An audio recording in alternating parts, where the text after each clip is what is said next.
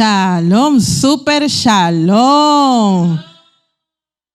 A la audiencia presencial aquí en Roca Eterna, Haines City, a la audiencia internacional de Roca Eterna que nos sigue a través de las redes sociales. Hoy es miércoles, noche de estudio, y para mí es un gran honor estar aquí presente en medio de nuestra comunidad de fe. Gracias a todas aquellas personas que se han comunicado conmigo. Yo he estado afectada de salud y generalmente cuando estoy afectada de salud pues estoy un poquito desconectada.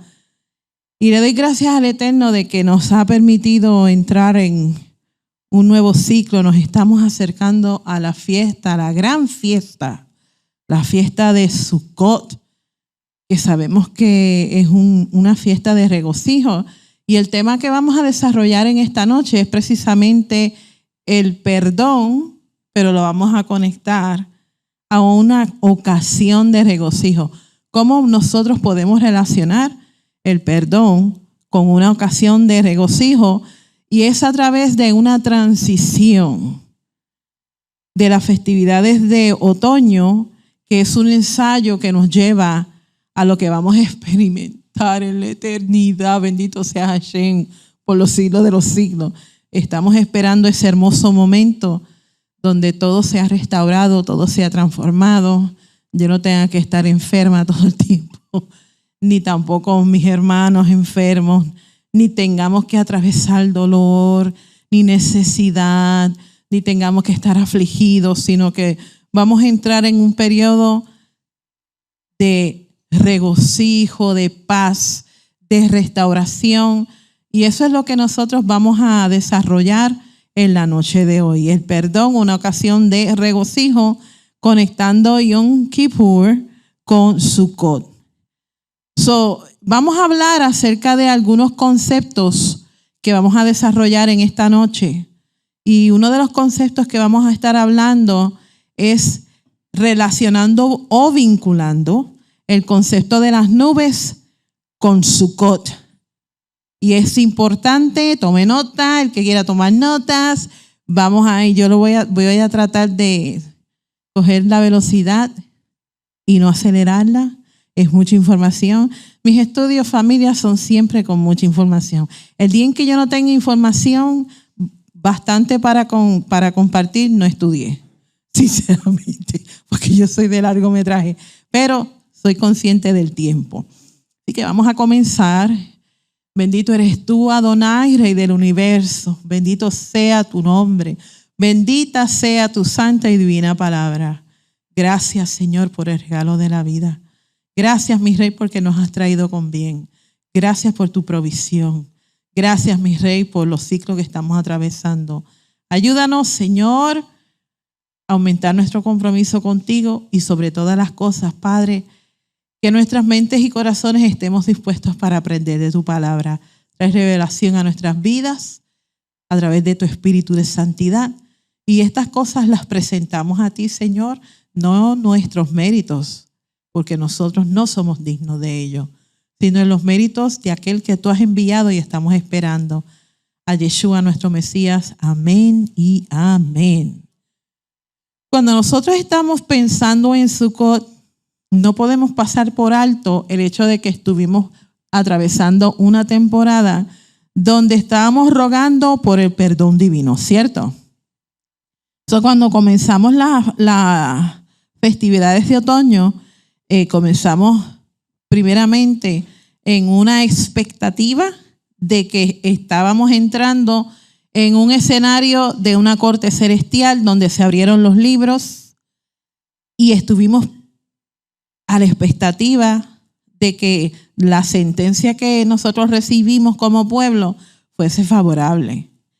Y cuando nosotros hablamos de la época de regocijo, de lo que es Sukkot, que todo es alegría, todo es regocijo, contentamiento, porque atravesamos una temporada sublime como lo que fueron los 40 días donde estuvimos orando las oraciones Selijot, donde estuvimos arrepintiéndonos de muchas de las cosas que, como yo dije en mensajes anteriores, de la basura que venimos acumulando por un año entero. Pues nosotros experimentamos un cambio de estatus cuando nos presentamos delante de nuestro Rey. Así que cuando nosotros estamos hablando en la época de regocijo y el concepto que vamos a desarrollar en esta noche acerca de la transición que hay en los Moedim de otoño, no podemos pasar por alto remontarnos al principio del libro. Y esto es algo que vamos a estar haciendo en el cierre de Sukkot. Remontarnos al principio del libro cuando se hace una ceremonia donde se enrolla el Sefer Torah para comenzar en Bereshit nuevamente.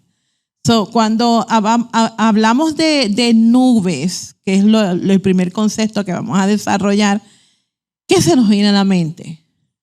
Se nos viene a la mente cómo fue que el Eterno utilizó este mismo concepto cuando saca a su pueblo de Egipto, de la esclavitud, precisamente para llevarlo en un periodo de transición por medio del desierto. En Éxodo capítulo 13, los versículos 20 al 22, leemos, y esto es clave, que los hijos de Israel viajaron de Sucot, que es un lugar geográfico, y acamparon en Etam, al borde del desierto.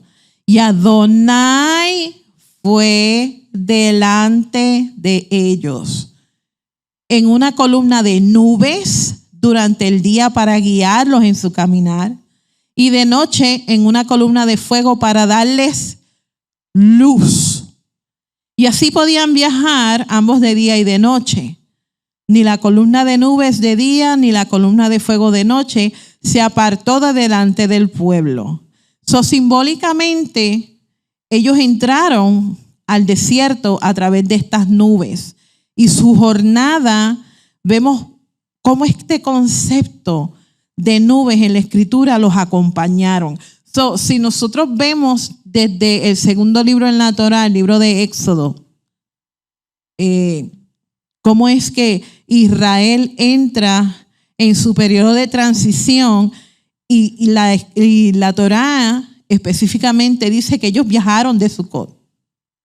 Y Sucot, aunque es un lugar geográfico, podemos ver un patrón en la misma Torá desarrollando el concepto de las nubes. Vamos a aprender cuál es el concepto de las nubes y por qué es importante que nosotros sepamos geográficamente, históricamente, y pues estoy rodeada de la escalera de la metodología junto con el contexto bíblico. Esta enseñanza vamos a hablar de mucho contexto histórico y la vamos a estar conectando con los espacios sagrados como lo que son las festividades de otoño. Por eso siempre utilizamos las herramientas de estudio para que nosotros sepamos que sí se pueden hacer conexiones, pero siempre partiendo de un fundamento. Ya hemos aprendido que durante la jornada de estos 40 años que Israel estuvo en el desierto hacia la tierra prometida, ellos tuvieron ciertos pares o ciertos campamentos que se establecieron en lugares claves. Y ya aprendimos el primer lugar donde ellos acamparon, que fue Sucot. Y aunque fue un lugar geográfico, también no podemos pasar por alto el significado profético de ese lugar. Y vemos cómo es que ellos llegan al monte Sinaí. El Eterno los lleva en una jornada específica porque los está preparando para una transición durante sus jornadas en el viaje del desierto. Una vez que ellos llegan al monte Sinaí, el Eterno da una instrucción para que ellos se preparasen por 3 días. Ellos tenían que prepararse aptamente, ceremonialmente, porque sabemos y hemos aprendido que en las culturas de las civilizaciones antiguas, en los lugares altos se pensaban que moraban las deidades. Y no es que el Eterno copió ese pensamiento de las civilizaciones antiguas para comunicar un mensaje, sino el hecho de que escogió un lugar geográfico específico para manifestar su presencia. Y lo vemos aquí en Éxodo capítulo 19, los versículos del 16 al 19. Dice, en la mañana del tercer día, Cuando nosotros estamos leyendo la Torá, específicamente cuando habla de lugares geográficos, cuando habla de números y cuando habla de nombres, esto debe captar la atención. ¿Por qué les digo que debe captar la atención? Porque hay un mensaje que ha de comunicarse para hacer estas conexiones que siempre hacemos cuando estamos estudiando la Torá. En la mañana del tercer día, este concepto del tercer día debe captar nuestra atención, porque es un patrón que se va a ir repitiendo durante la Torá hasta llegar al Brit Hadashah. La clave es familiarizarse con el lenguaje para poder ubicarnos tiempo, espacio, temporada y cuál de las festividades entonces se estaba hablando.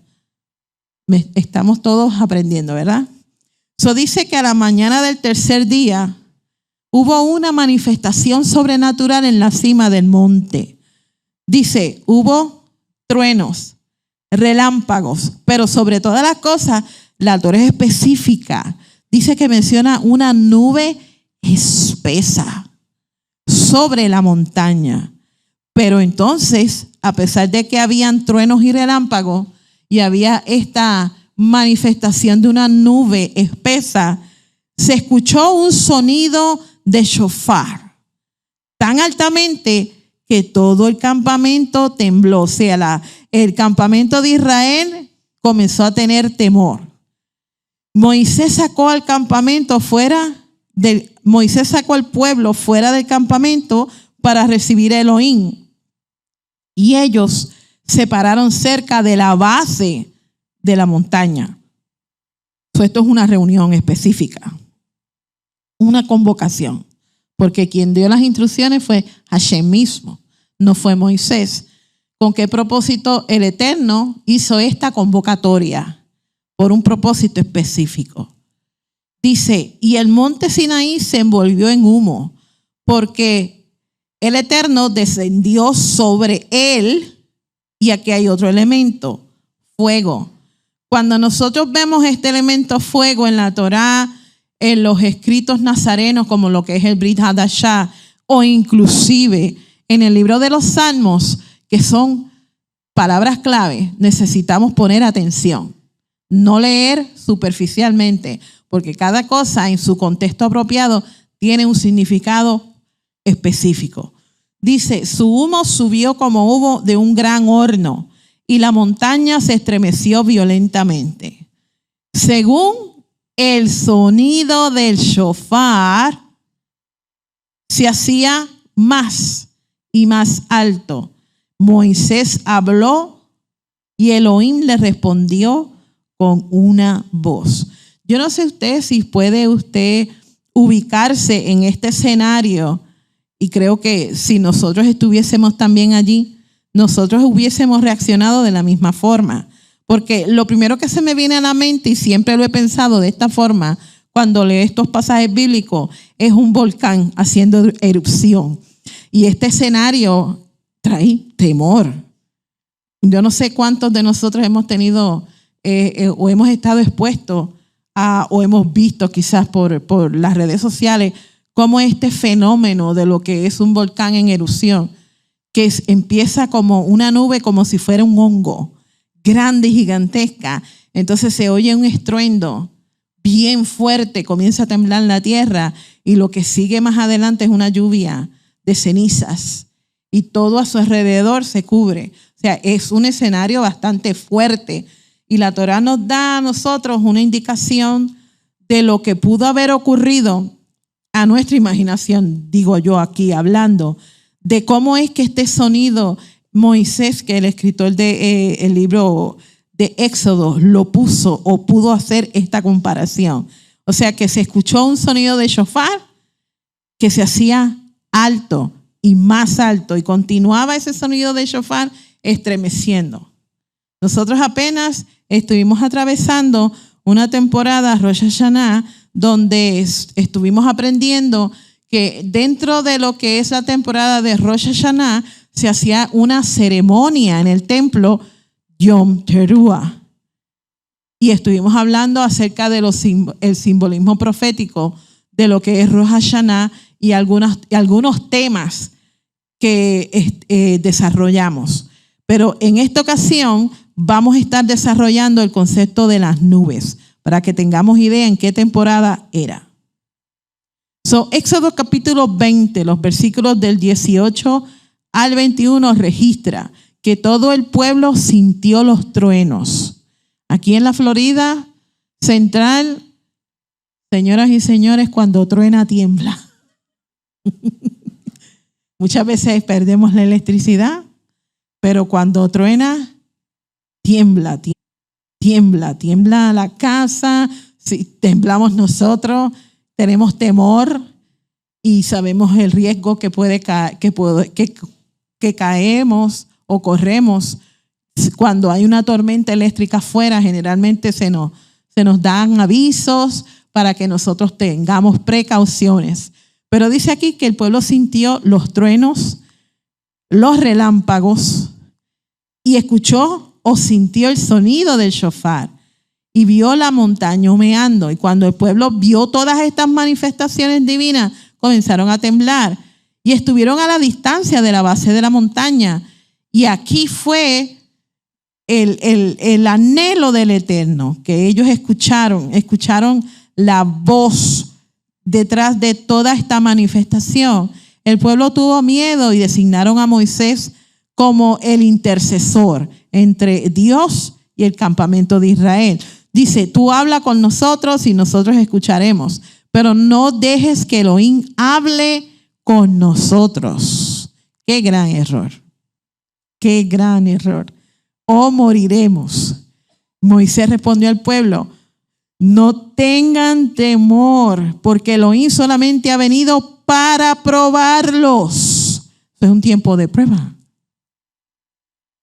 Y hacer que le teman a él para que no cometan pecados. Un tiempo de examinación.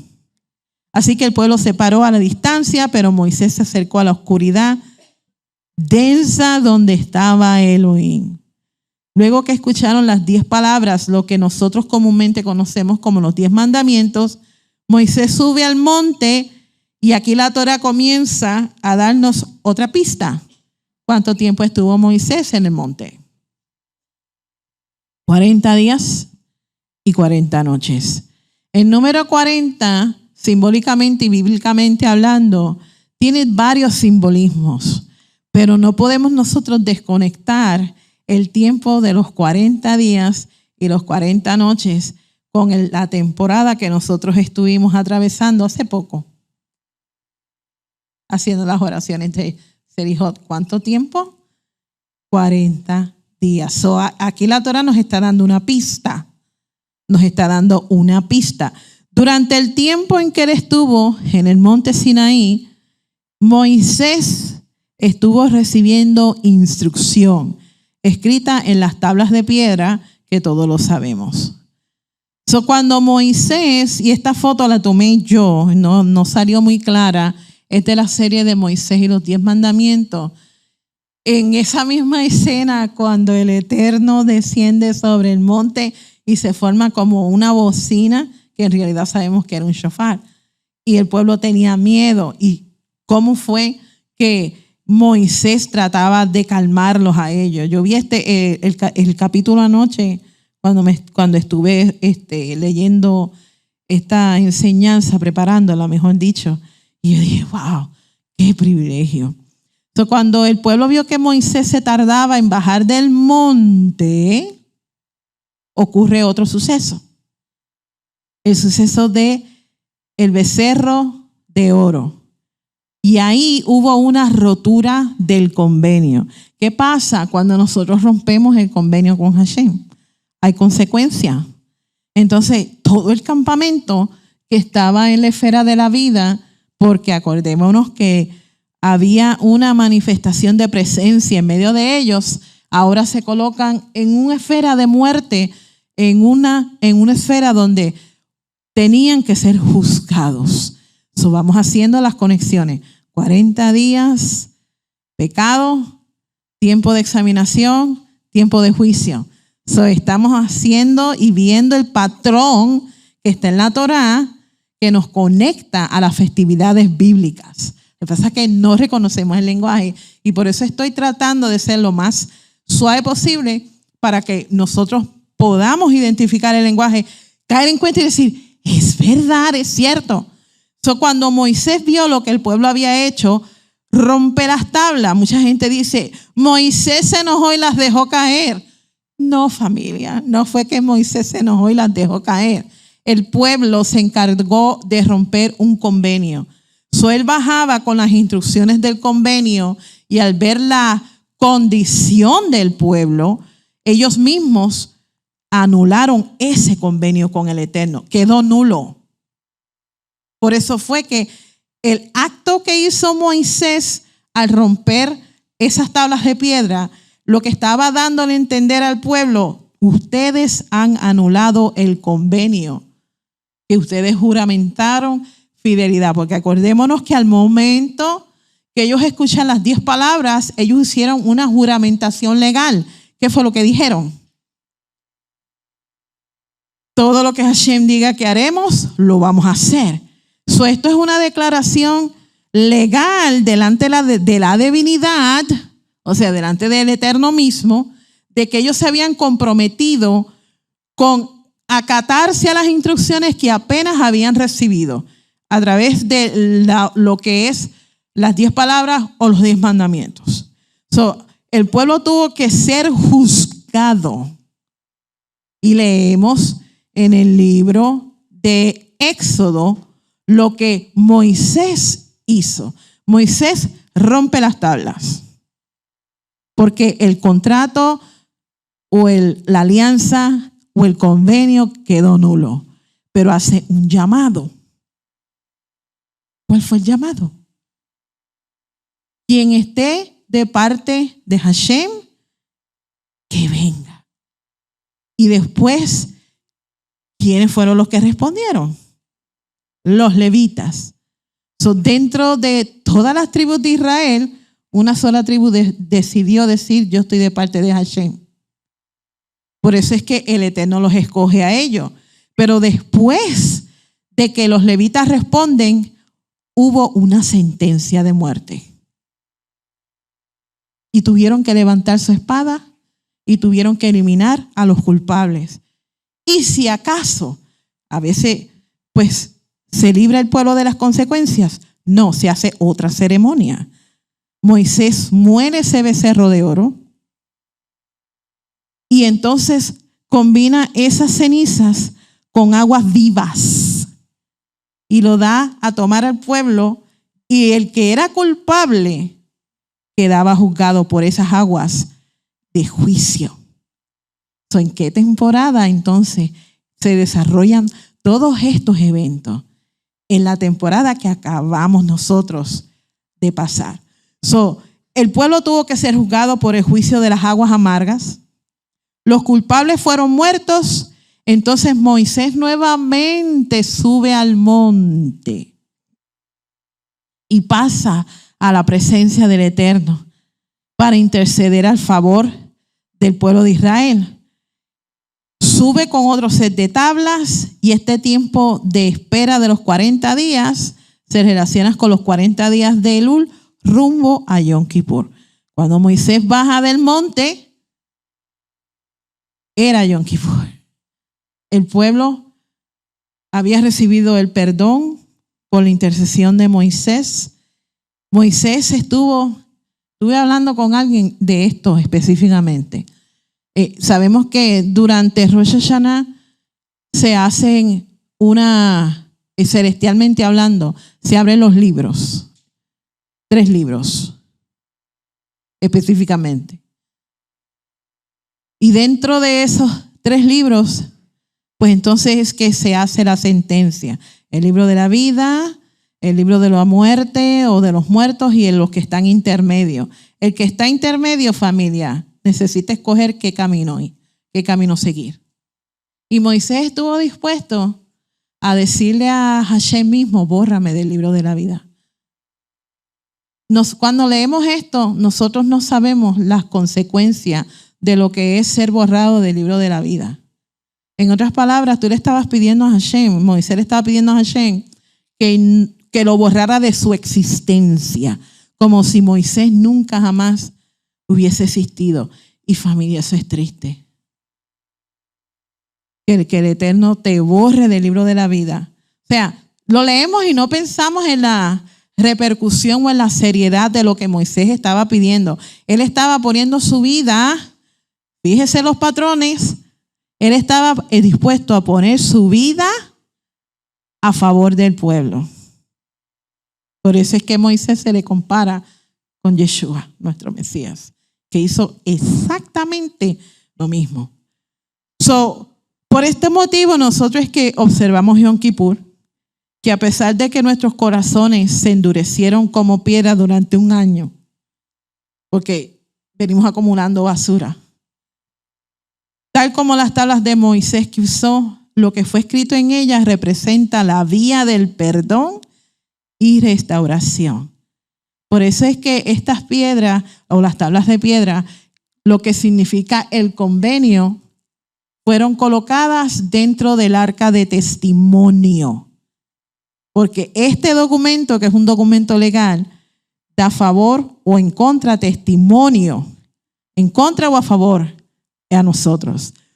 Sabemos que en Yom Kippur hemos aprendido que tradicionalmente se lee el libro de Jonás.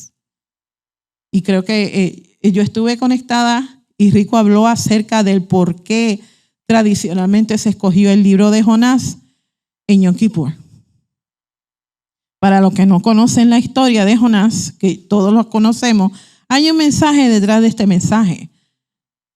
Porque cuando Jonás es escupido por el gran pez en Nínive, sabemos que la deidad de Nínive era el dios Dagón, lo que representaba un pez. Y Rico le explicó que cuando ellos ven este suceso de que su deidad escupe a un hombre que es un mensajero enviado por las deidades en su mentalidad, y el mensaje profético que sale de la boca de Jonás es arrepentimiento. Ellos entonces hicieron la conexión y dijeron, este hombre fue enviado por la deidad, pero nos está mandando a arrepentirnos en nombre de su Dios. Eso es precisamente en esta temporada. O sea, por eso es que tradicionalmente se lee el libro de Jonás en Yom Kippur, puesto que nos enseña la actitud que no debemos de tener. Número 1, necesitamos no hacernos sordos al oído y al llamado del arrepentimiento. Y número 2, cuando Hashem nos manda a hacer algo, hay que hacerlo. Porque luego Jonás sabía que más adelante generaciones futuras de la misma ciudad iban a hacer lo malo. Y él se lo reclama a Hashem. Pero en ese momento, el que tiene la autoridad de perdonar no es el hombre. Es Hashem mismo que está sentado en el trono. Por eso es que necesitamos tener mucho cuidado en decir, este se salva, este no se salva, este perdonado, este no es perdonado, porque a nosotros no nos corresponde esa jurisdicción. Eso le corresponde al que está sentado en el trono y que yo sepa es uno y su nombre es santo. Vemos aquí que el número 3, porque sabemos que ¿cuántos días estuvo Jonás dentro del vientre del pez? 3 días. La acción que hace, que no sabemos por qué Hashem le manda al pez a que escupa a Jonás. Sabemos que dentro del vientre del pez, Jonás estuvo intercediendo e hizo una oración de arrepentimiento. No podemos desasociar las cosas y los eventos, temporadas, eventos. El número 3 está asociado con el concepto de la resurrección. Y cuando nosotros relacionamos el relato de la creación, porque nosotros estamos en vías de volver otra vez a estudiar Génesis. Y todos los años cuando estudiamos Génesis aprendemos algo nuevo. Cuando nosotros relacionamos el relato de la creación, En el tercer día de la creación, los primeros frutos aparecieron en la tierra.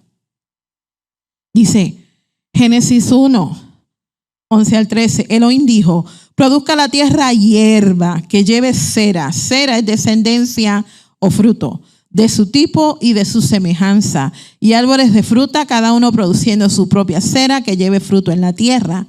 Y así es como fue. Y la tierra produjo hierba que produjo su propia cera de su tipo y de su semejanza, y árboles produciendo su propia fruta que lleva cera de su tipo sobre la tierra. Y Elohim vio que era bueno. Así fue la noche y fue la mañana un tercer día. Desde el relato de la creación estamos viendo un patrón según los días de la creación. El tercer día de la creación está relacionado con la resurrección de Yeshua, y todo eso lo sabemos. Pero en el quinto día de la creación, las aves y los peces fueron creados. Las aves, simbólicamente y bíblicamente hablando, representan también resurrección. ¿Ve cómo nos vamos familiarizando con el simbolismo bíblico y el lenguaje?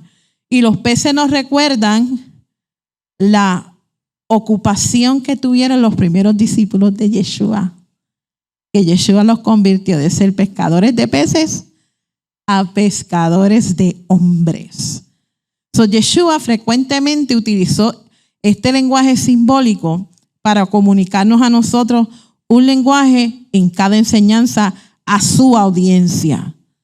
En la semana de la creación se enumera el quinto día, cómo es que los primeros seres vivientes surgieron en la tierra. También vemos en Génesis 1, del 20 al 23, Elohim dijo: pulule el agua con enjambres de seres vivientes, y las criaturas con alas que vuelen sobre la tierra en el firmamento abierto del cielo. Y así fue. Y Elohim creó las grandes criaturas del mar, que hay muchas que nosotros no conocemos, y toda cosa viviente que se arrastra. Así que el agua pululaba con toda clase de ellos, y fue toda clase de criatura que vuela, y Elohim vio que era bueno. Entonces Elohim los bendijo diciendo: sean fructíferos, multiplíquense y llenen el agua de los mares y la tierra. Así que la noche y fue la mañana un quinto día. Aquí vemos en estos versículos, de los versículos anteriores, cómo es que el Eterno está llenando las esferas de la creación, lo que es la tierra, el aire y el mar. Que dentro del pensamiento de las civilizaciones antiguas, ya nosotros hemos aprendido que estas tres esferas principales eran gobernadas por deidades. El Eterno está poblando estas esferas. Tal como Yeshua fue resucitado en el tercer día, se profetiza una resurrección masiva en el quinto día, vinculado a Rosh Hashanah, que es el día de la aclamación o el día escondido. Y aquí nosotros lo podemos relacionar con 1 Tesalonicenses 4, del 13 al 18. Y vamos a ver las conexiones, familia. Por eso es que estoy lentísima y en pausa, para darles tiempo a nosotros decir: es cierto, vamos a identificar el lenguaje. Está todo escrito. No hay nada nuevo bajo el sol. Lo que pasa es que no hemos estado expuestos a este tipo de lenguaje por falta de estudio en ciertas áreas que van cubriendo en la escalera de la metodología bíblica, el contexto bíblico, para poder nosotros entender el versículo. Así que queremos que sepan la verdad sobre los que han muerto. Acordémonos que estamos vinculando el quinto día con el tema de la resurrección. De otra forma, se pueden entristecer igual que la gente que no tiene nada en qué poner su esperanza.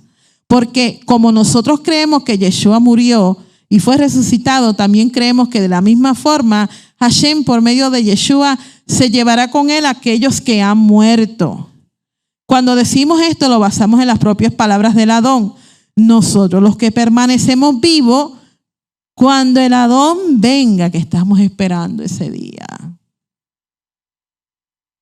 seguramente no pereceremos, no precederemos a los que han muerto, porque el Adón mismo bajará de los cielos con un grito vigoroso, con un llamado por el Malach principal, y aquí viene algo clave, con el shofar de Hashem.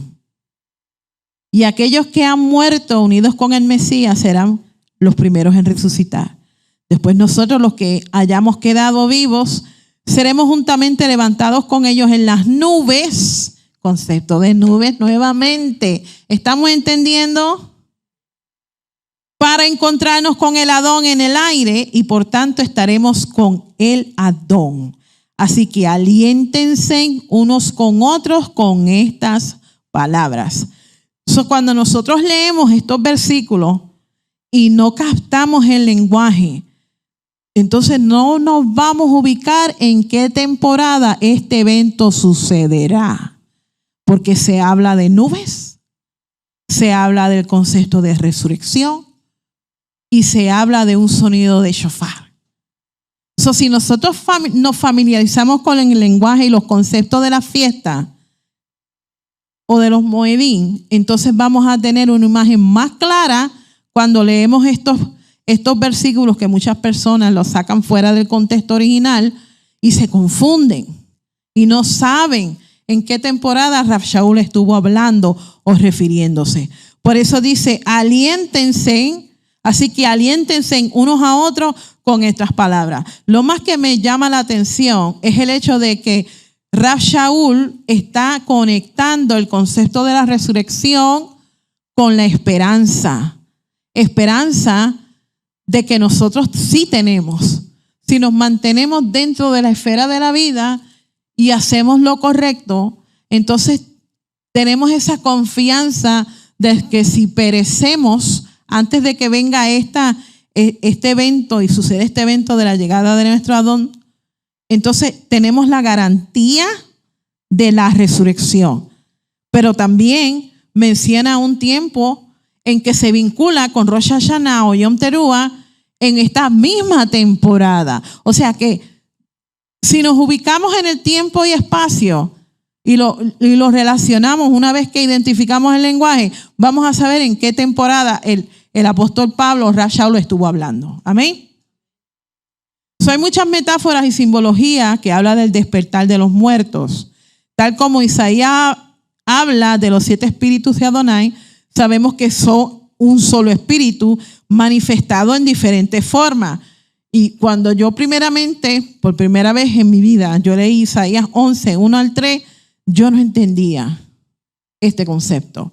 Dice, una rama saldrá del tronco de Yishai, un retoño nacerá de sus raíces.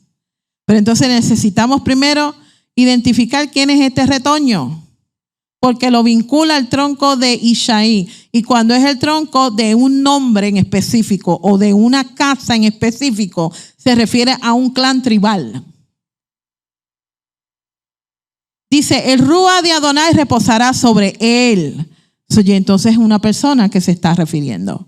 Dice, el Rúa de sabiduría, el Rúa de entendimiento, el Rúa de consejo y de poder, el Rúa de conocimiento y misericordia, lo llenará. El Rúa de temor a Hashem, él no juzgará por lo que sus ojos ven. Este personaje del cual se está hablando aquí en el libro de Isaías, sabemos que se refiere a la persona de Yeshua. Descubriendo cuáles eran sus atributos, que son los mismos atributos del Padre, y la misión por la cual Él vendrá a juzgar a las naciones para entonces purificar la tierra, restaurar todas las cosas, poder reinar y luego de un tiempo específico en que todo esté establecido, entregarle ese reino a su Padre. Esos son eventos proféticos Y necesitamos identificar estos eventos. Esta parashá que nosotros acabamos de terminar de estudiar, se habla acerca de un cántico, el cántico de Moisés, que es un lenguaje paralelo a lo que registra el libro de Revelación. En el versículo 1, cuando hablamos de la parashá Haizinu, se habla de la palabra hebrea tishma, que sale de una raíz etimológica que se vincula a Shema, porque el mandamiento era que se necesitaba escuchar este cántico. El cántico de Moisés, cuando nosotros estudiamos la parashá Haizinu, sabemos que el cántico de Moisés es una demanda legal de parte del Eterno en contra del pueblo de Israel. Un recordatorio de que si te mantienes fiel a las promesas y a los mandamientos, a los estatutos y a las ordenanzas, entonces los dos testigos que Hashem manda en la parashá Haizinu, que es el cielo y la tierra, en tiempo vendrá cuando entonces seremos juzgados. Y estos dos testigos darán testimonio. Y como dije anteriormente, como estamos hablando acerca de un tiempo de que se está hablando acerca de la resurrección, tenemos la garantía de que si morimos, volveremos a vivir. Pero cuando este evento ocurra, la palabra lo registra, antes de que eso ocurra, viene un juicio. Y es en Rosh Hashanah, que es la temporada donde comienza el juicio.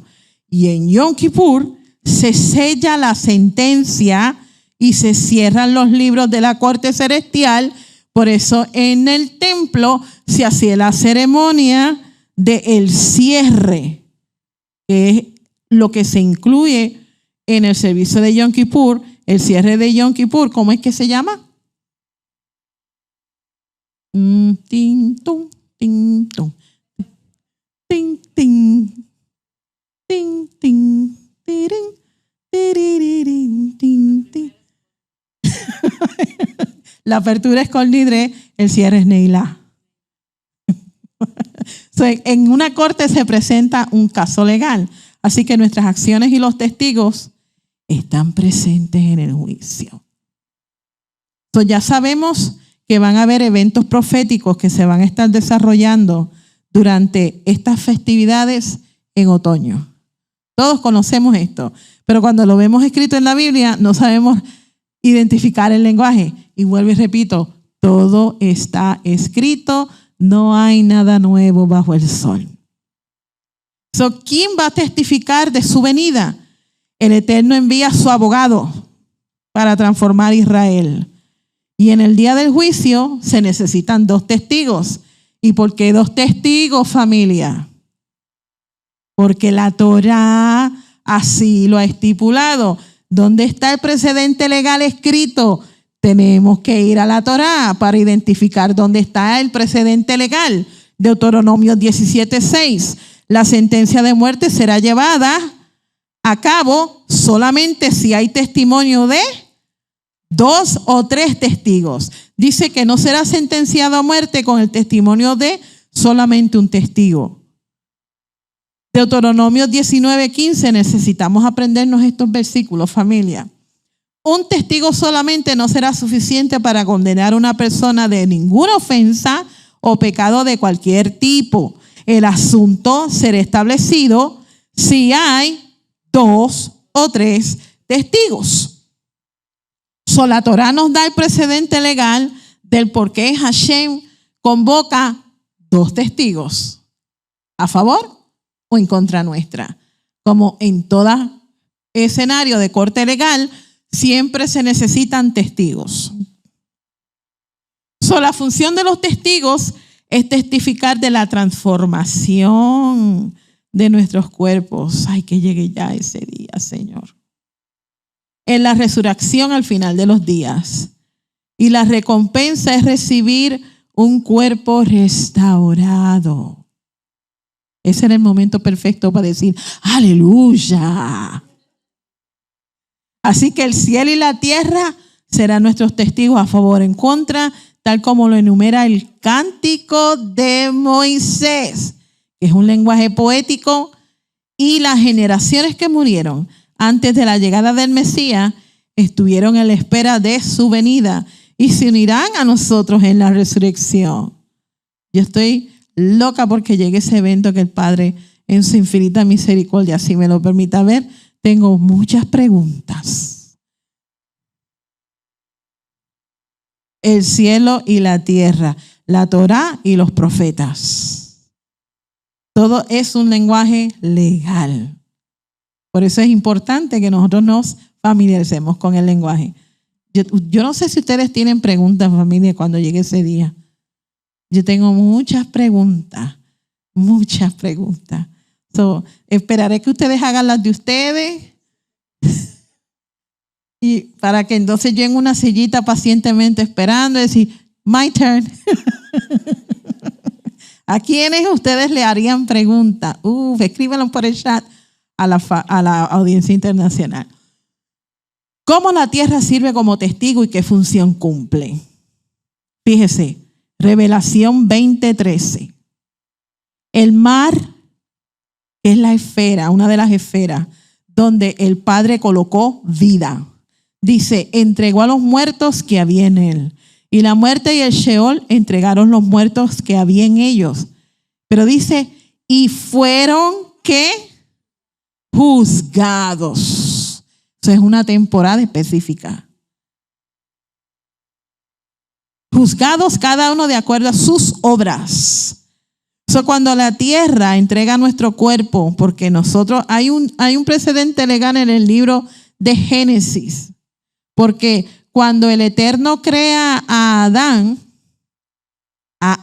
no a Eva, a Adán, lo crea y lo forma del barro de la tierra, porque Eva no fue formada de la tierra, Eva fue formada de un hueso.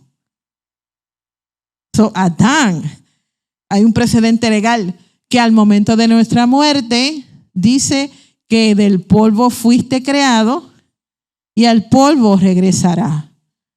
La tierra en este sentido, cuando entrega a sus muertos, cuando dice entrega a sus muertos, está hablando de una resurrección.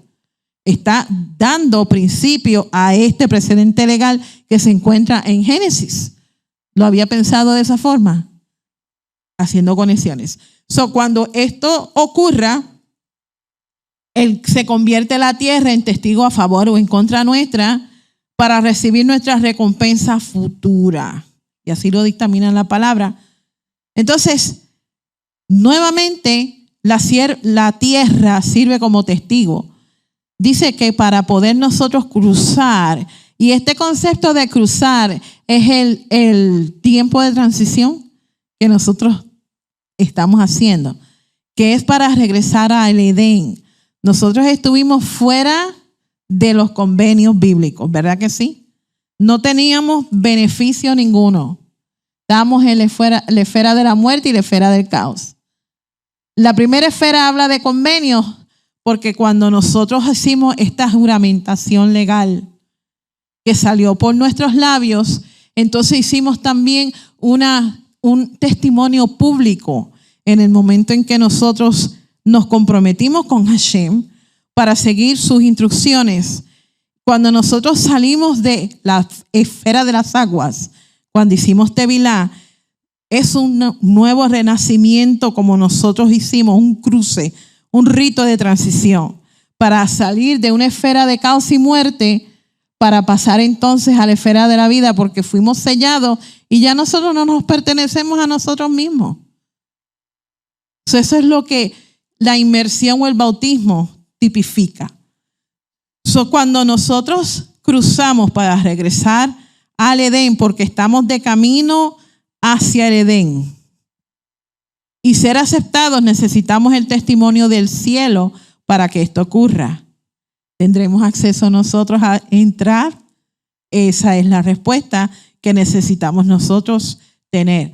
Revelación capítulo 20, 11 y 12 nos dice, y vi un gran trono blanco. Esto es un escenario legal. Cuando habla la palabra acerca de tronos, específicamente en los libros de los profetas. Esto es un lenguaje que nos está ubicando en un tiempo y espacio.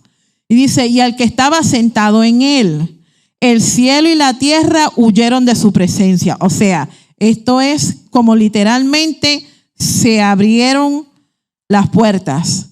Dice, ningún lugar fue encontrado para ellos. Y vi los muertos, ambos grandes y pequeños, parados frente al trono. Y el lenguaje clave. Se abrieron libros y otro libro y el libro de la vida. Dice, pueden ser más de 3. Dice, se abrieron libros y otro libro y el libro de la vida. Pueden ser 3 o más de 3. Y los muertos fueron juzgados según lo que estaba escrito en los libros, de acuerdo a sus obras.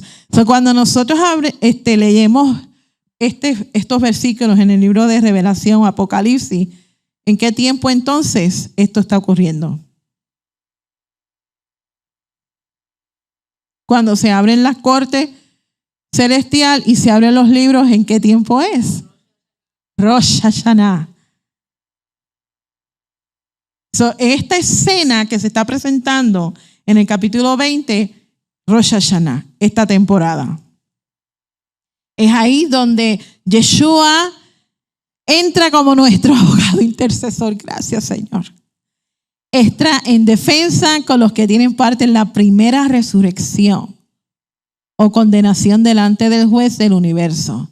Y Yeshua es quien nos ayudará a hacer esta transición, porque acordémonos que se está hablando de un evento de transicionar de un cuerpo mortal a uno incorruptible. Cuando escuchamos el sonido del shofar en Rosh Hashanah y en Yom Kippur, cuando se declara el año Yovel, porque no todo Yom Kippur se suena el cuerno de shofar, o no se supone que se suene el cuerno de shofar. Es cuando se declara el año Yovel. Estamos escuchando la voz de Hashem y nos remontamos a Éxodo. Cuando el pueblo de Israel estaba en la base del monte, que escucharon la voz de Hashem. La raíz de la palabra shofar es savar, que viene de ibrí. Fíjense los dos conceptos. El que cruza al otro lado, tal como Abraham escuchó la voz de Hashem y cruzó el río Éufrates, que es el cuarto río que riega la región del jardín en Edén. Desde Génesis nosotros estamos viendo un concepto que nos conecta con eventos específicos. Esta es una imagen de nuestro regreso al Edén. Y cuando nosotros hacemos este cruce de transición de la esfera de la muerte a la esfera de la vida y nos convertimos como un siervo hebreo, tal como Abraham así lo fue, el concepto que nos está hablando acerca de un renacimiento, una nueva creación o una restauración. Y nosotros vamos caminando esperando nuestra redención final, donde todos estos eventos se van a estar desarrollando. Estamos aprendiendo. Cuando este shofar suene como el estruendo de una gran voz, por eso cuando cantamos el cántico que dice, hay gran voz de júbilo y salvación entre los justos del Señor. El lenguaje que está utilizando es un lenguaje que nos coloca en esta temporada. Dice, será la señal que nos guiará a nuestro regreso y restauración.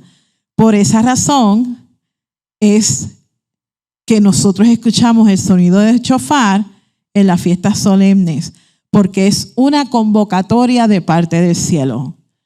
Y la definición en hebreo para río es fuego consumidor. Así que sin la ayuda de nuestro Mesías, no podemos cruzar al otro lado. Por eso es importante que nosotros tengamos bien definida nuestra identidad en Israel y quién es nuestro Mesías, el Mesías de Israel.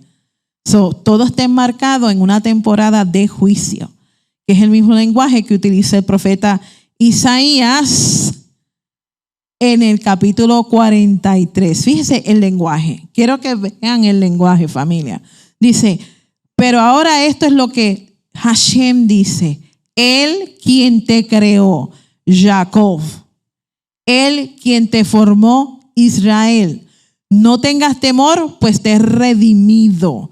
Te estoy llamando por tu nombre, tú eres mío. Cuando pases por medio del agua, yo estaré contigo. Y cuando pases por medio de los ríos, ellos no te inundarán. Cuando camines por medio del fuego, no te abrazarás y la llama no te quemará. Cuando nosotros leemos primeramente este verso, ¿qué podemos nosotros entender de concepto? Porque está hablando acerca de agua, de purificación y de ríos.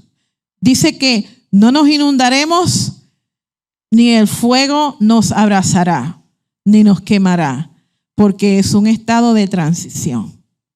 Por eso es que Hashem en este versículo, en estos versículos de Isaías 43, dice, no tengas temor, porque tú eres mío, yo te he sellado. Eres sellado para el tiempo futuro de la redención. Cuando tú hagas el cruce de tu transición, no temas por las aguas, porque dentro de la mentalidad de las civilizaciones antiguas era juicio divino a través de las aguas. El que entraba a las aguas era juzgado por la divinidad que estaba a cargo de esa esfera. Si sobrevivías, entonces podías cruzar al otro lado. Ahora estamos viendo el concepto de Tevilá. Estamos pasando de una esfera de caos y muerte a una esfera de vida. En un tiempo donde somos juzgados y somos purificados, porque Yom Kippur, familia, el lenguaje que nos conecta con Yom Kippur es, el tema central es purificación. Hashem quiere purificar a su pueblo, Israel, de todas las transgresiones que han cometido al convenio, y como a él solamente tiene la autoridad y jurisdicción de conceder perdón, tal como un rey, cuando se le presentaba un caso de juicio, el rey o hacía una acción donde la corte real estaba familiarizada para condenar al reo de muerte, o extendía su cetro para perdón. Eso en la corte celestial es lo que está ocurriendo en la temporada de Yom Kippur. Ahora vemos la conexión. El cielo representa el decreto divino sobre nuestro caso legal, dictando sentencia favorable. Y es el mismo lenguaje que Pablo utiliza en 2 de Corintios, capítulo 12, los versos de 2 al 4. Dice, conozco un hombre que en unión con el Mesías, quien hace 14 años fue arrebatado hasta el tercer cielo, si estaba en el cuerpo o fuera del cuerpo, no lo sé, Hashem lo sabe. Y yo sé que tal hombre, si en el cuerpo o fuera del cuerpo, yo no sé, Hashem lo sabe, fue arrebatado al gran Edén y escuchó cosas que no se pueden poner en palabras, cosas que no son permitidas a un ser humano pronunciar. Eso es el mismo escenario que se habla en el libro de Apocalipsis cuando dice que la corte celestial, y dice el apóstol Juan dice, y subí cuando el ángel me dijo, sube acá. Y vi tronos, y vi a los ancianos, y vi esto, y vi lo otro. Está describiendo el escenario de una corte. ¿Qué temporada es? Temporada de Rosh Hashanah. Deuteronomios, todavía estamos en el cántico de los testigos. Fíjense que estamos desarrollando conceptos. Deuteronomios 32 dice, oye, oh cielos, mientras yo hablo. Escucha tierra las palabras de mi boca. Las enseñanzas caigan como lluvia. Mi oratoria se condense con rocío como nieve sobre la hierba. Y fíjese el mismo lenguaje que se utiliza en el cántico de Moisés en Revelación 15. Dice, Ellos cantaban la canción de Moisés. ¿Quiénes son ellos? Esa es la pregunta que deberíamos de hacernos. Dice, el siervo de Hashem y la canción del Cordero. Grandes y maravillosas son tus obras, Hashem el Shaddai. Justos y verdaderos son tus caminos, oh Rey de los Kadoshim, o sea, de los santos. Hashem, ¿quién no temerá y glorificará tu nombre? Porque solo tú eres Kadosh. Todas las naciones vendrán y adorarán delante de ti, porque tus obras justas han sido reveladas. Deuteronomios capítulo 32 habla de dos elementos específicamente. Habla acerca del rocío, que es agua condensada, y hierba. Metafóricamente hablando, la hierba representa a las personas. Y cuando la hierba está verde, es porque recibe rocío, el cual representa la palabra de Dios, la cual reverdece y es capaz de transformar la vida. Cuando la hierba está seca, ¿qué ha pasado? La persona, que en este caso representa a hierba, se ha alejado de la palabra de Adonai. Entonces, los dos testigos que Hashem convoca, que es el cielo y la tierra, están testificando en contra de esa persona. Se cierra el cielo, no hay lluvia. O sea, no recibe esta revelación de la palabra porque la persona se aleja y se seca. En otras palabras, muere. Yeshua es la Torah viviente, la cual nos transforma y nos da vida. Y así vamos a permanecer dentro de las palabras de vida, y así es que comienza. O sea, Yeshua nos da el acceso, familia. Así es que comienza la transformación hacia nuestra redención final. Bendito es el que viene en el nombre de Hashem. Sin él no pudiésemos estar dentro del convenio. Eso es algo que no podemos desechar. Cuando Yeshua habla de echar la hierba seca en el fuego, en Mateo 6:30, expone la condición del creyente, que su fe ha menguado en tiempo de tribulación. Las parábolas del Mesías hablan de tiempos específicos y un lenguaje muy específico. Y si Dios viste hacia la hierba del campo, este es Yeshua hablando, que hoy es y mañana es echada al horno, ¿no hará mucho más vosotros, hombres de poca fe? Importante. Es interesante notar que Yeshua en Mateo 15, los versículos del 29 al 39, hace una acción específica. Él manda a la muchedumbre a sentarse sobre la hierba antes de hacer el milagro de los panes y los peces. ¿Por qué? ¿Se han preguntado? ¿Por qué Yeshua los manda a sentar sobre la hierba antes de hacer este milagro? Porque ellos iban a ser alimentados, reverdecidos. Ellos tenían hambre de la palabra, pero también hambre físico. Entonces Yeshua en el sermón, después de haberles enseñado, hace el milagro para alimentarnos físicamente. Fueron alimentados por la palabra primero, y después el que es la Torah viviente los alimenta para que fueran reverdecidos y no se secaran por el hambre físico. Eventos que nosotros necesitamos identificar. Estamos en la parashá Haizinu, y antes de la muerte de Moisés, él convoca a los testigos en su último mensaje del pueblo y habla proféticamente del profeta que ha de venir, aquel que puede revivirnos en la resurrección, ofreciendo vida abundante. Lo que les estaba comunicando era la vía a la eternidad. Oh Dios, desde la Torah. El que me diga a mí que Yeshua no está en la Torah es que no hemos estudiado bien. O sea, nos toca a nosotros escarbar. Usted sabe cuando usted tiene un rastrillo y quiere plantar una plantita, que usted escarba con un rastrillo y escarba hasta que llega a la profundidad deseada para entonces plantar. Porque si plantamos superficialmente, ¿qué pasa con esa semilla? Se muere, no crece. Moisés lo que les estaba comunicando era la vía hacia la eternidad en términos legales para poder obtener la recompensa aún en estado de rebelión. Deuteronomios 30, fíjese el lenguaje.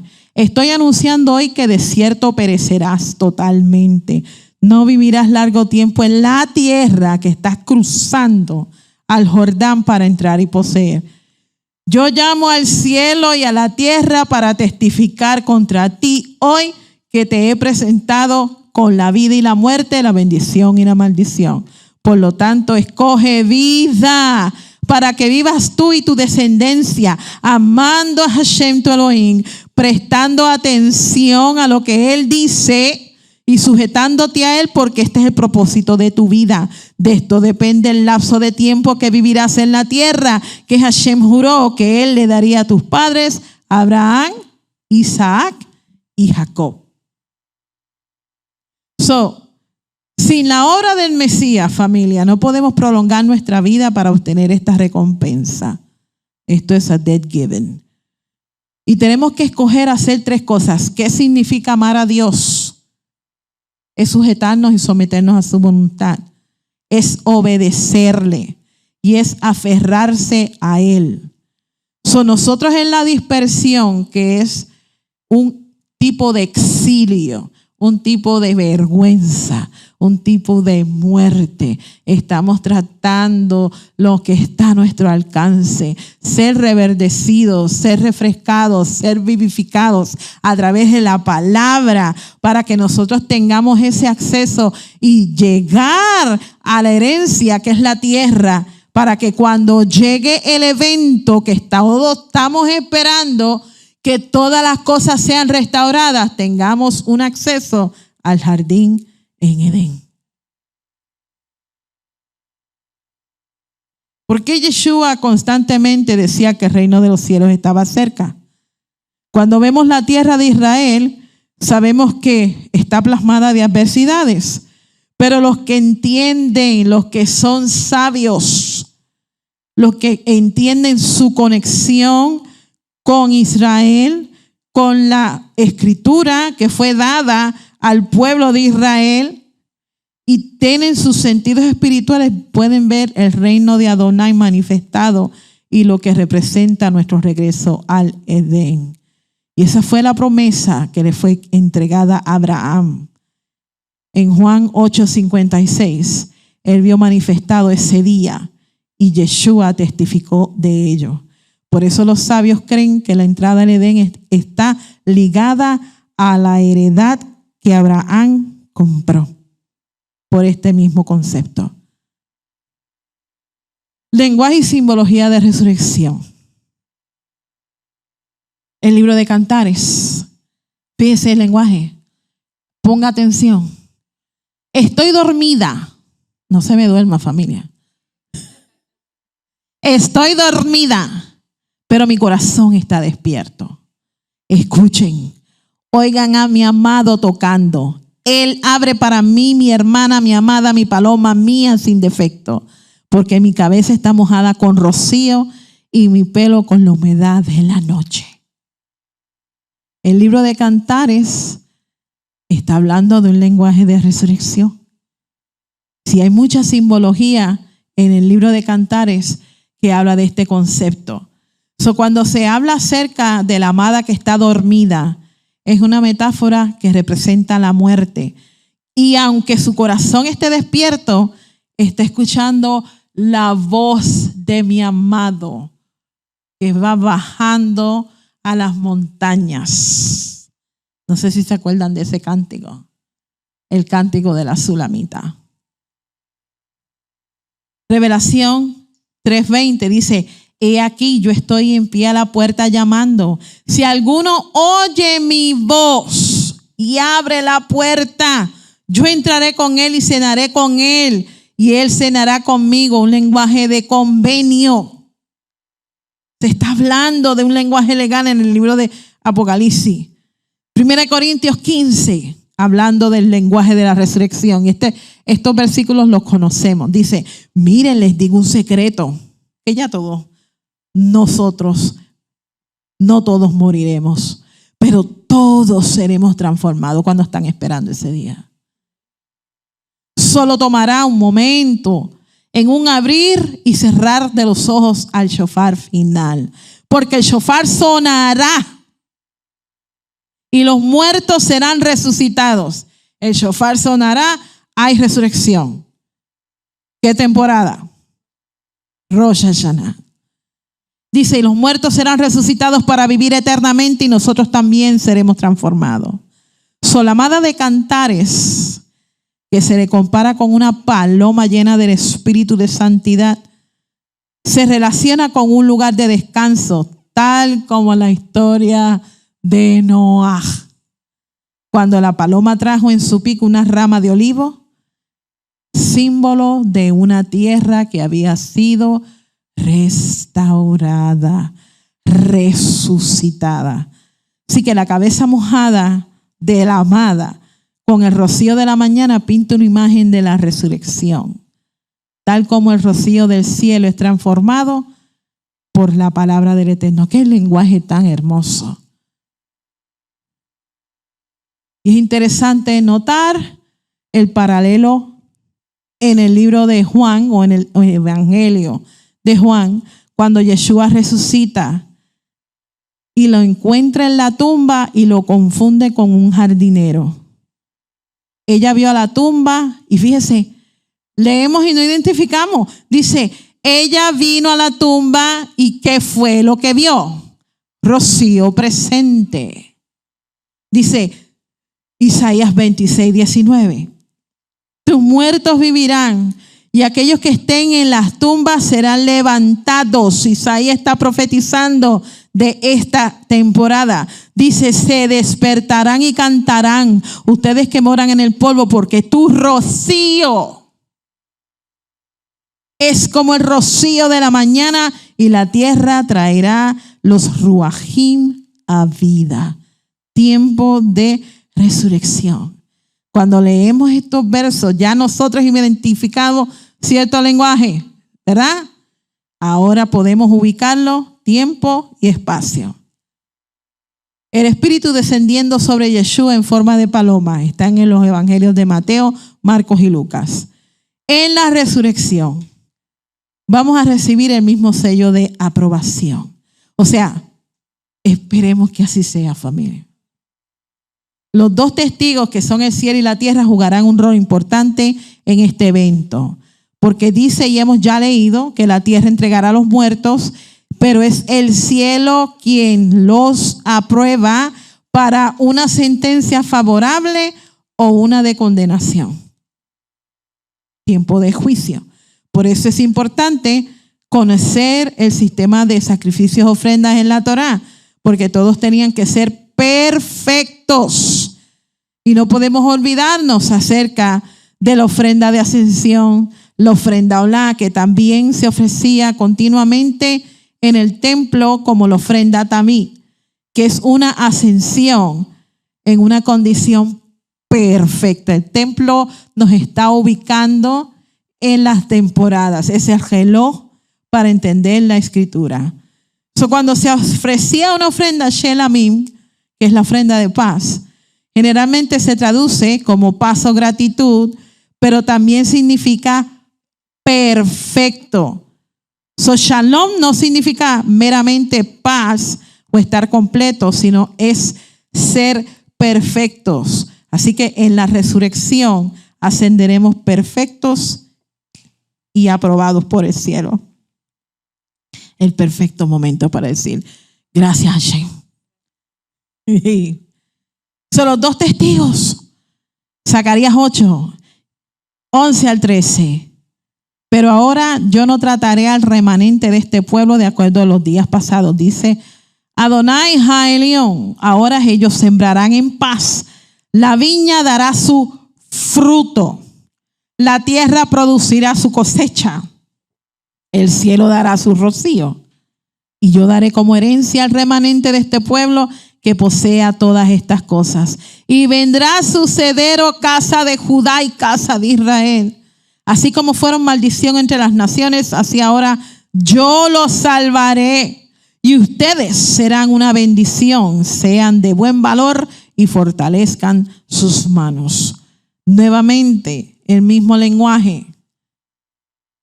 Juan 15 del 4 al 10, específicamente el verso 5. Dice, yo soy la vid y ustedes son las ramas. Aquellos que permanezcan unidos conmigo y yo con ellos, estos son los que dan mucho fruto, porque separados de mí ustedes no pueden hacer ni una sola cosa. Familia, el Mesías juega un rol muy importante en el futuro de nuestra herencia. Si no fuera por la obra redentora que hizo nuestro Mesías, nosotros no hubiéramos tenido acceso a este mejor convenio, con mejores beneficios, con deberes y responsabilidades, con identidad, con bendición, con herencia y con un futuro, con una garantía, con un sello. Todas estas cosas nosotros las tenemos gracias a que a través de nuestra fe, a través del Mesías, nos dio acceso a este mejor convenio. Y ya estoy casi terminando, Dios mío.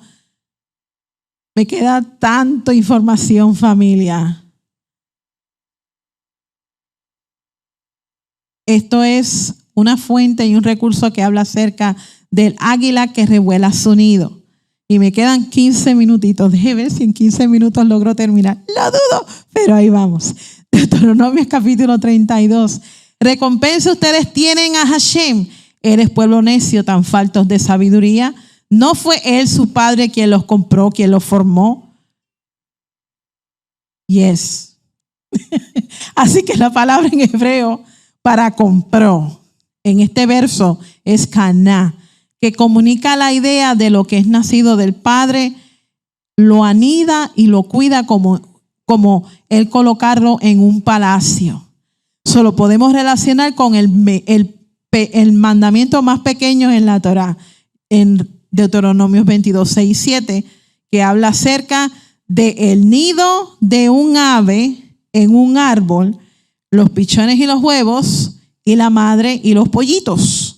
Para prolongar nuestra vida, el mandamiento nos dice, deja a la madre viva, pero puedes tomar los pollitos para ti. Aquí el concepto es vida, familia. Sí, el más pequeño de todos, hasta el día de hoy.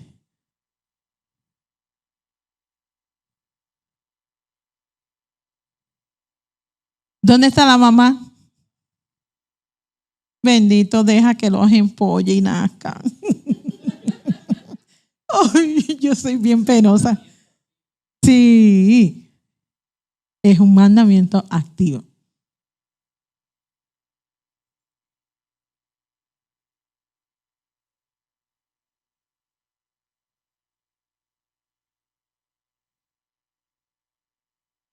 Oh, sí, un osprey.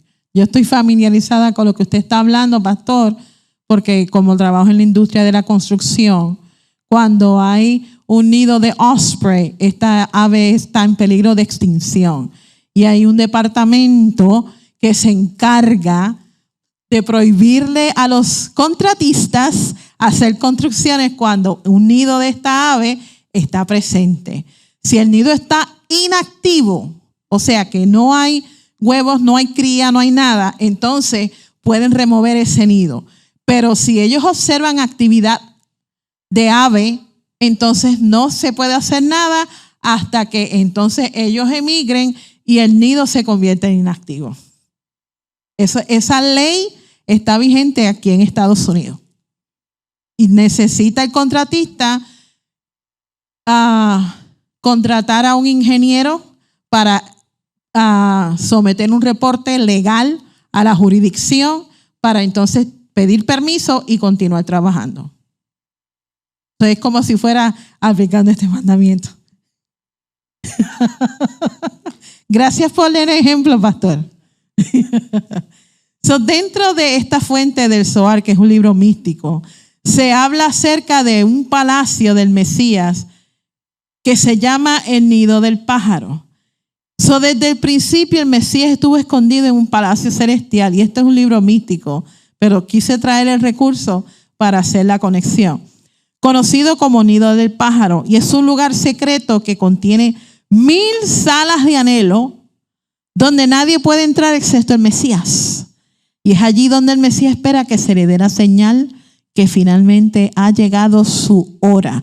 Nadie sabe el día ni la hora, solo el Padre lo sabe. Amén. Deuteronomio 32, todavía seguimos en Jaiceno. Dice, las enseñanzas caigan como lluvia. Si Israel estaba bajo la promesa de recibir lluvia, se obedecían los mandamientos. Cuando Israel apostató y cayó en desobediencia, hubo sequía y hambruna, y esto lo podemos corroborar en los libros de los escritos de la historia de nuestro pueblo Israel.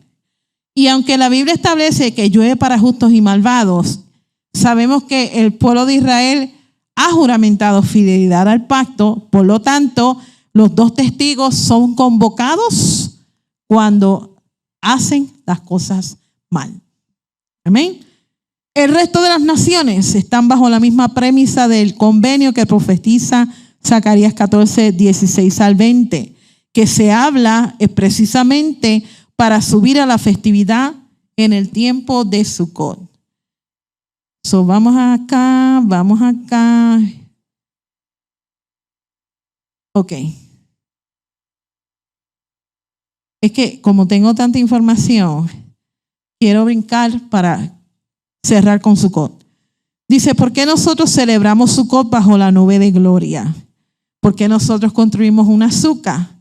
¿Por qué le ponemos una cubierta en ramas? En Sukkot se celebra con regocijo la sanidad de una relación fracturada. ¿Por qué sanidad de una relación fracturada? Porque tuvimos que pasar por una temporada de juicio, donde había una acusación en contra nuestra, y tal como se le llevaron las oraciones, nosotros fuimos culpables por esto,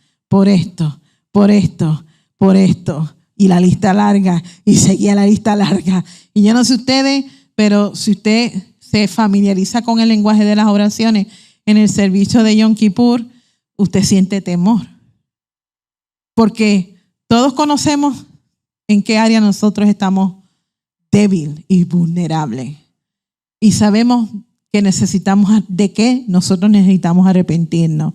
Y cuando nosotros introducimos estas áreas a nuestra vida diaria, estas áreas débiles, y no las reforzamos, tenemos una relación fracturada con el cielo. Por eso cuando estamos en Sukkot, celebramos con regocijo la sanidad de esta relación, porque el Rey del universo se plació en concedernos perdón. Y comenzar de nuevo. Es borrón y cuenta nueva, como decimos acá.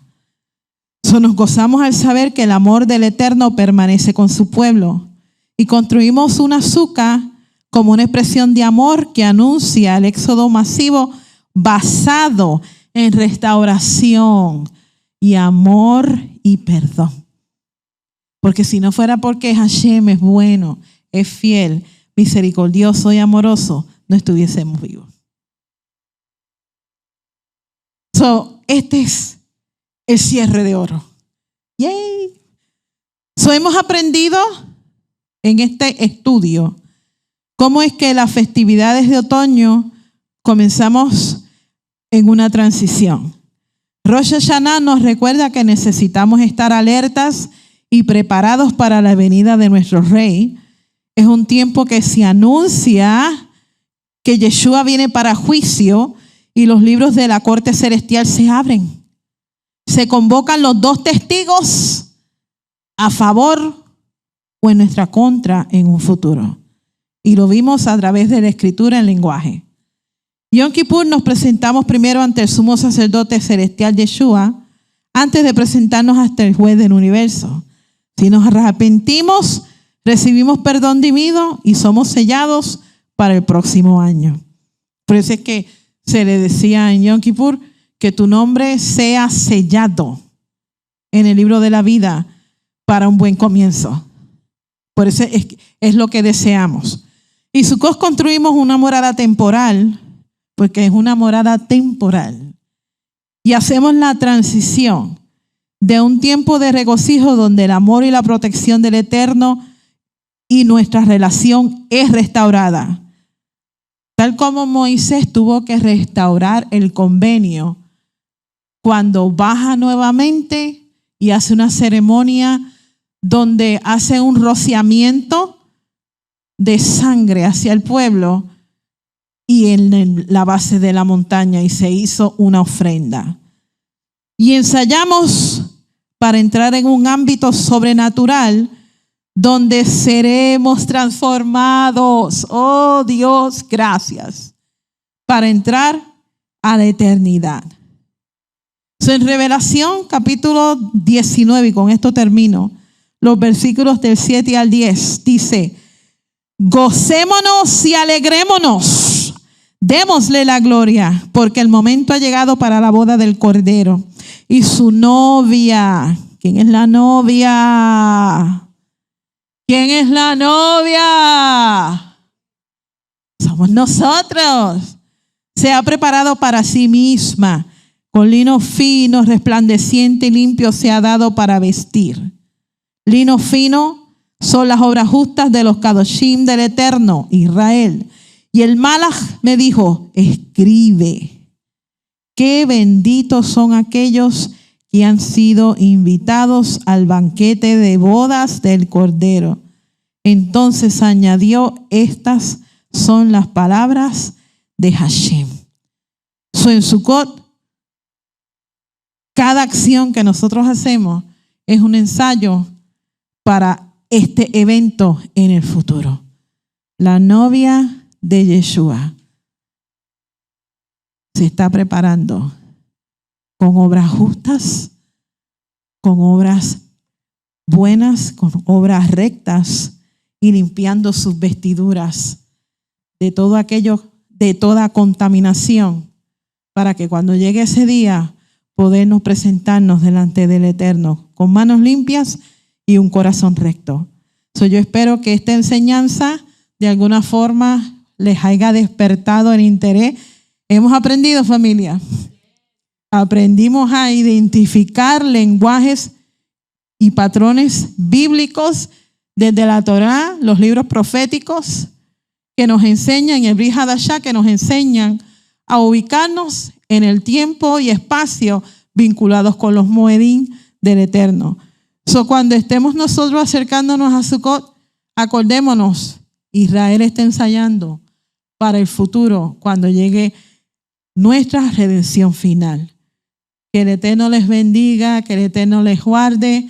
Espero que también ustedes que están conectados con nosotros, le agradecemos su tiempo. Gracias por permanecer conectados a Roca Eterna y a los estudios y las enseñanzas que se transmiten a través de YouTube y Facebook. Así que nos estaremos viendo este Shabbat